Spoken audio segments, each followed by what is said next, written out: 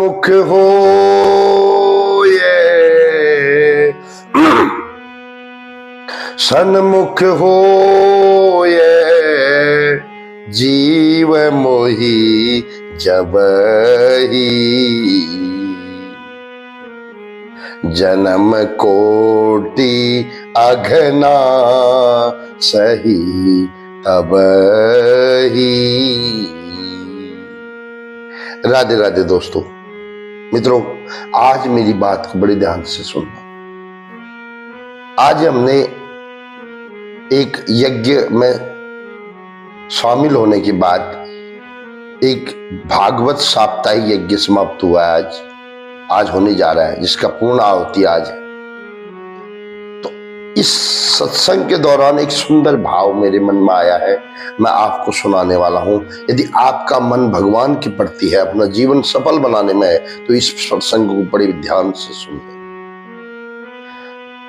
सन्मुख हो ये जीव मोहि जबहि। भगवान ने क्या बोला है, सुनो। जो भी जीव, ये नहीं बोला कि पापी, पुण्यात्मा, भक्त, अभक्त, ना। उसने बोला सन्मुख हो ये जीव मोहि जबहि। जन्म उसके कई जन्मों के पाप समाप्त कर दूंगा और उसे अपना लूंगा मैं। अब ये तो बोल दिया भगवान ने रामायण में। अब इसका प्रमाण बताता हूं भागवत से। ये रहा प्रमाण आपके सामने। ओम गुरु ब्रह्मा गुरु विष्णु गुरुदेवा महेश्वर, गुरु साक्षात परम ब्रह्म तस्मै श्री गुरुवे नमः। मैं भगवान श्री गुरुदेव के चरणों में प्रणाम करने के उपरांत सीधा प्रसंग पर गौर फरमाता हूं। मित्रों देखो, जो जिसका आदि हो गया उसको उसमें आनंद आता है। आप में से भी बहुत है जो इस प्रसंग को सुनते हैं मेरे। एक भी है रसिक तो बहुत हो गया। क्या करना मैं, हमें न जीने की इच्छा, न मरने का डर, न खाने की शौक, न बस हमें सोचते कि अच्छा सा अच्छा भगवत रस, अच्छा सा अच्छा उस कृष्ण का रस मिल जाए और नींबू की तरह निचोड़ के आपको पिलाई जाए, मुझे पिलाई जाए, मुझे पी। बस यही आनंद है साहब। और ऐसा आनंद क्या है, परमानंद सच्चिदानंद रूपाय। भागवत का पहला श्लोक, सच्चिदानंद। सत मतलब सत्य, चैतन्य जो जीवित है, और आनंद जो परम आनंद को देता है। रात को नशा करो बढ़िया सा उसकी, साथ में स्नैक्स, थोड़ी देर मजा आएगा, सुबह पछताओगे। मैं बता रहा हूं, पछताओगे, बोलोगे यार कहाँ, पैसा भी गया, सब गया। और जो खा के गए हो आपके घर में कोई पंगा करके जाएंगे, बता रहा हूं। आप मुझे आज कमेंट बॉक्स में बताना कि आपका कौन सा रिश्तेदार है जो आपके लिए खुश है। आपका बाप, आपका भाई, आपका मित्र, आपकी पत्नी, आपकी पुत्री, आपका कोई भी, कौन किसको खुश कर पाए आप। लेकिन कृष्ण सिर्फ सामने जाने से खुश हो जाता है। अब उदाहरण सुनो। अरे ऐसे थोड़ी है कि हवा में मार दिया, पढ़ लेना भागवत यार। मैं कोई सुनी सुनाई बात नहीं करता हूं, मुझे कोई बिजनेस थोड़ी करना है, कुछ नहीं करना है।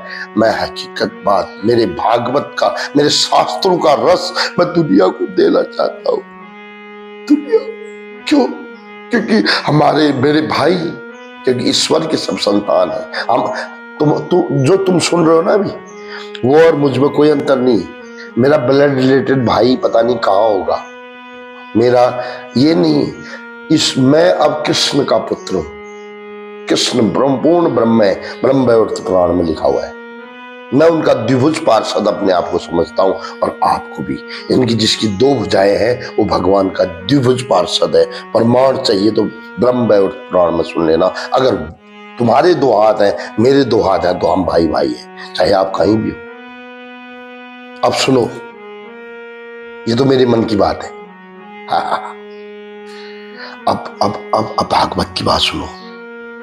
भगवान जब कोई 10-11 साल पूर्ण करके जब वृंदावन से मथुरा आए,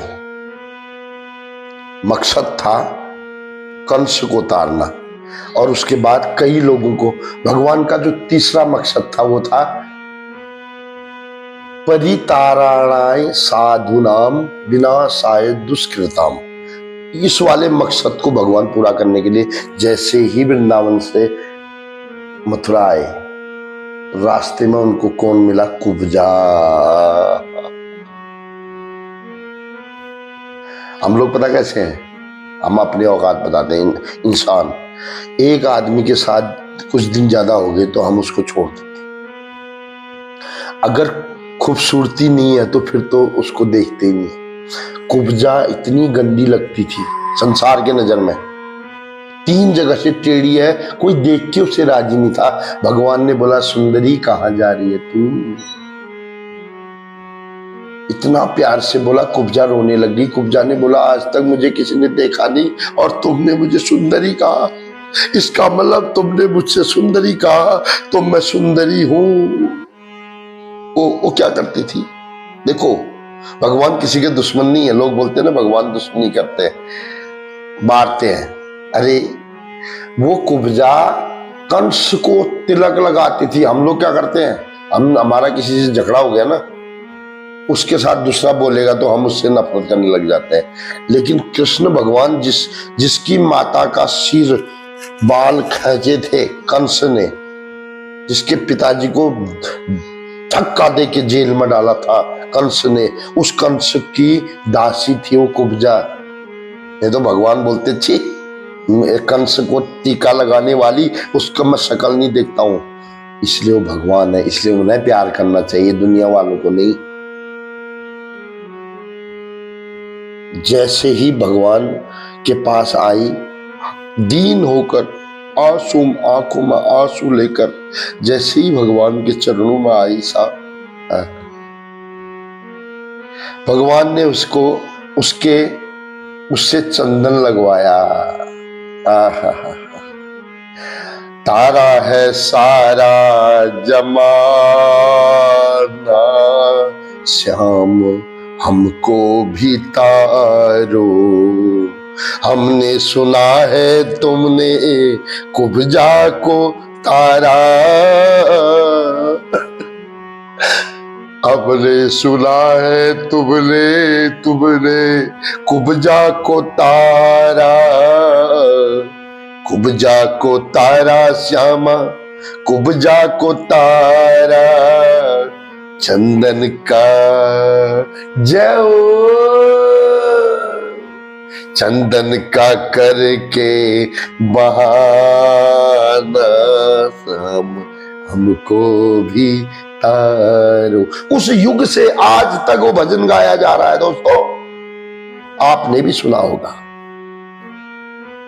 इतिहास गवाह है। बलराम दाऊ ने बोला, कन्हैया इसका उद्धार भी कर देना। कन्हैया ने बोला, जो आज्ञा बड़े भैया, जो आज्ञा। और उस कृष्ण ने एक पांव कुब्जा के पांव के ऊपर रखा, कुब्जा के बालों को ऐसे थोड़ा सा एक आवाज की कड़ाक से। और साहब आप लोग समझने के लिए बता दूं, जैसे 16 साल की कन्या होती है सुंदर, वैसी कुब्जा हो गई। कुब्जा ने बोला, प्रभु अब ये शरीर सिर्फ आपके लिए होना चाहिए, अब दुनिया के लिए शरीर नहीं होना चाहिए। और भगवान ने बोला, तू चिंता मत कर, मैं अपने कार्य करके तेरे घर अवश्य आऊंगा। अब कुब्जा जो कंस के वहां तिलक लगाती थी, उसका कोई अस्तित्व नहीं था। भगवान ने उसके से नजर मिलते ही उसका उद्धार कर दिया। यदि आप और हम भगवान को पवित्र मन से पूजेंगे तो हमारा क्या कल्याण नहीं होगा? ये प्रश्न आपसे है मेरा। मिलते हैं किसी और प्रसंग के साथ 2 दिन के बाद। आपके घर में मेरा कृष्ण मंगल बनाए रखें। जय जय श्री राधे, जय जय श्री कृष्ण।